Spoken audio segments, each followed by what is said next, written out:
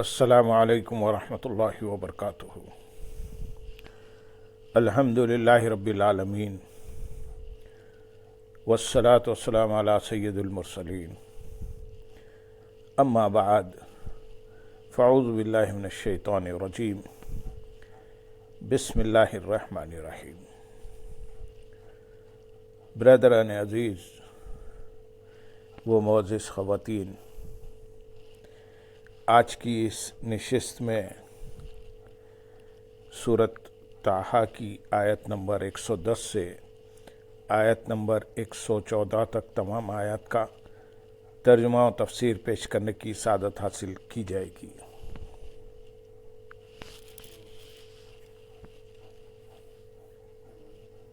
يعلم ما بين أيديهم وما خلفهم ولا يحيطون به علما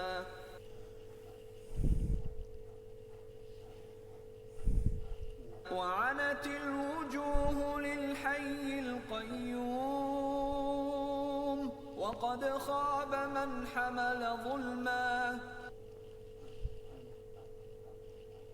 ومن يعمل من الصالحات وهو مؤمن فلا يخاف ظلما ولا هضما وكذلك أنزلناه قرآنا عربيا وصرفنا فيه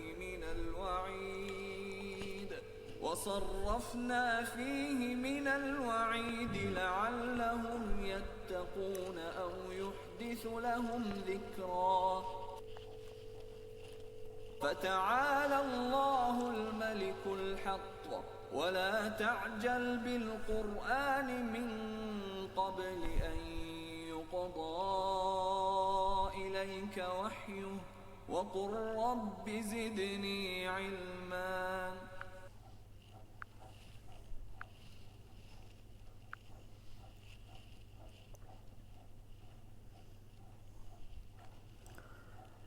وہ جانتا ہے جو کچھ ان لوگوں کے آگے ہے اور جو کچھ ان کے پیچھے ہے، اور لوگوں کا علم اسے نہیں گھیر سکتا۔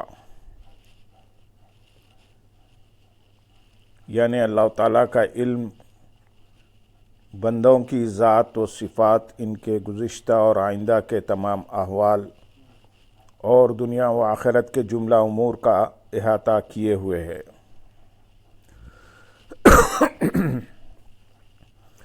اور لوگوں کا علم اسے نہیں گھیر سکتا، یعنی پوری کائنات کا علم اللہ تعالیٰ کی ذات کا احاطہ نہیں کر سکتا۔ اس کی ذات کا ادراک کائنات کے علوم کی رسائی سے برتر ہے۔ وہ اپنے اسماء و صفات، آثار قدرت اور حکمت کی صورتوں سے پہچانا جاتا ہے۔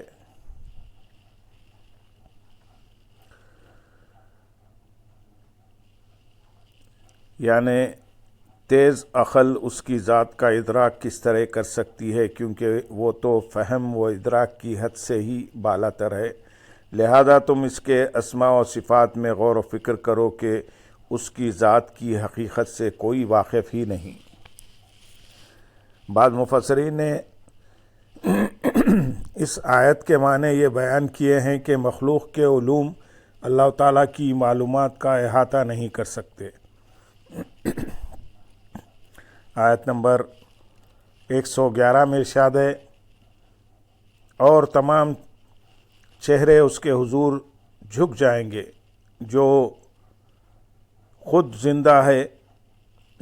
زندہ دوسروں کو قائم رکھنے والا ہے، اور بے شک وہ شخص ناکام رہا جس نے ظلم کا بوجھ اٹھایا۔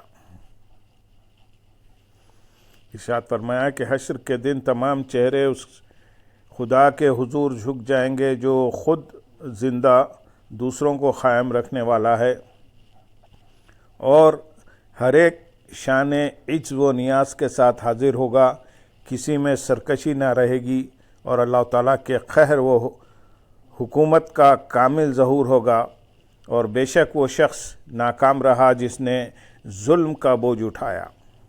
یہاں ظلم سے مراد شرک ہے، اور بے شک شرک شدید ترین ظلم ہے، اور جو اس ظلم کے بوجھ تلے دبے ہوئے موقف قیامت میں آئے گا تو اس سے بڑھ کر نامراد کون ہے۔ آیت نمبر 112 میں ارشاد ہے، اور جو کوئی اسلام کی حالت میں کچھ نیک اعمال کرے تو اسے نہ زیادتی کا خوف ہوگا اور نہ کمی کا۔ ارشاد فرمایا کہ جو کوئی اسلام کی حالت میں کچھ نیک اعمال کرے تو اسے اس بات کا خوف نہ ہوگا کہ وعدے کے مطابق وہ جس ثواب کا مستحق تھا وہ اسے نہ دے کر اس کے ساتھ زیادتی کی جائے گی، اور نہ ہی اسے کم ثواب دیے جانے کا اندیشہ ہوگا۔ اس آیت سے معلوم ہوا کہ طاعت اور نیک اعمال سب کی قبولیت ایمان کے ساتھ مشروط ہے کہ ایمان ہو تو سب نیکیاں کارآمد ہیں، اور ایمان نہ ہو تو یہ سب عمل بیکار۔ ہاں، ایمان لانے کے بعد کفر کے زمانے کی نیکیاں بھی قبول ہو جاتی ہیں، جیسا کہ حدیث شریف میں ہے۔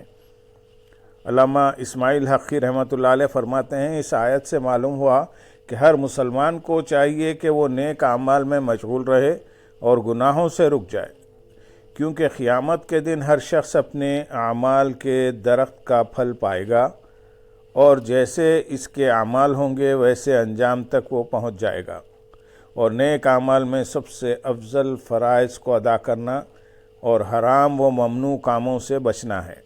اسی سے متعلق ایک حکایت یہاں بیان ہوگی۔ ایک مرتبہ خلیفہ سلیمان بن عبد الملک نے حضرت ابو حازم رحمۃ اللہ علیہ سے عرض کی، مجھے نصیحت کیجیے۔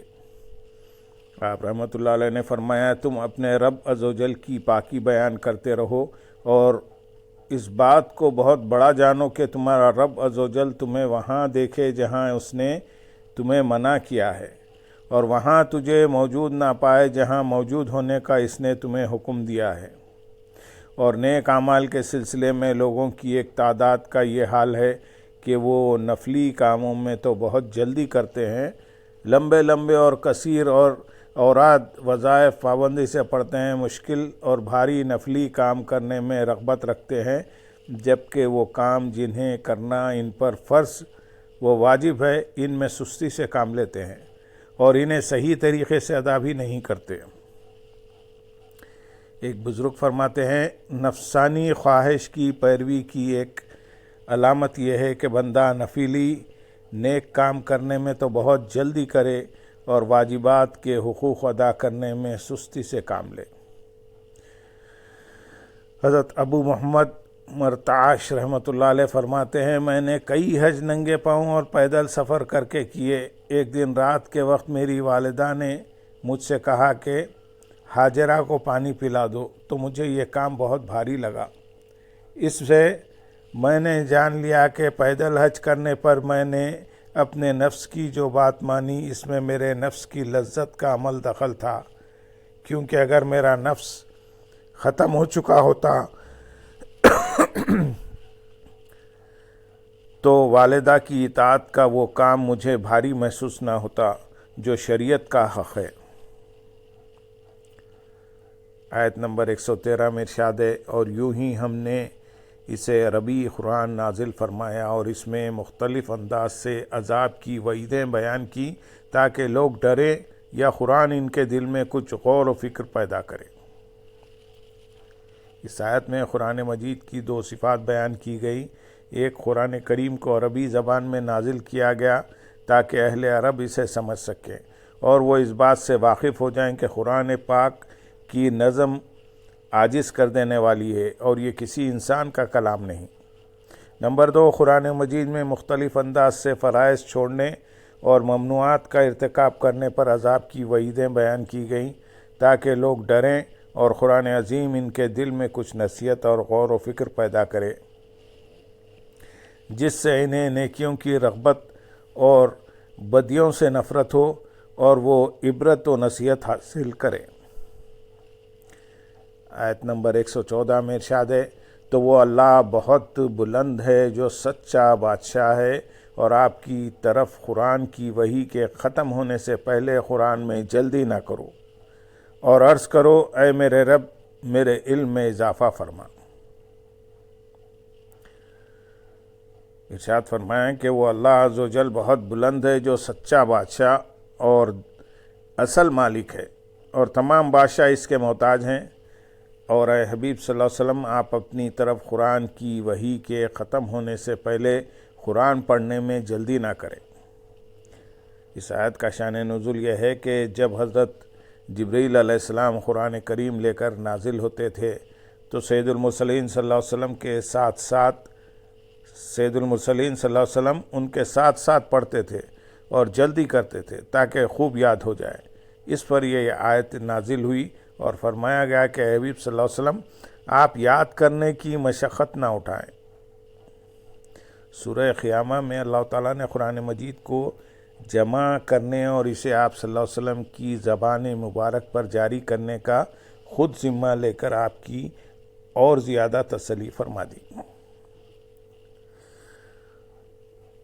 اور عرض کرو اے میرے رب، میرے علم میں اضافہ فرما۔ اس آیت میں اللہ تعالیٰ نے اپنے حبیب صلی اللہ علیہ وسلم کو علم میں اضافے کی دعا مانگنے کی تعلیم دی۔ اس سے معلوم ہوا کہ علم سے کبھی سیر نہیں ہونا چاہیے، بلکہ مزید علم کی طلب میں رہنا چاہیے۔ یہ بھی معلوم ہوا کہ علم کی حرص اچھی چیز ہے، جیسے نبی اکرم صلی اللہ علیہ وسلم تمام مخلوق میں سب سے بڑے عالم ہیں، مگر انہیں حکم دیا گیا کہ زیادتی علم کی دعا مانگو۔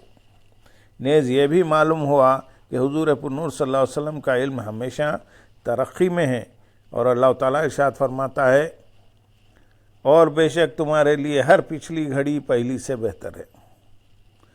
اللہم صلی علی سیدنا محمد وعلی آل سیدنا محمد وبارک وسلم، وآخر دعوانا ان الحمدللہ رب العالمین۔ سبحان ربک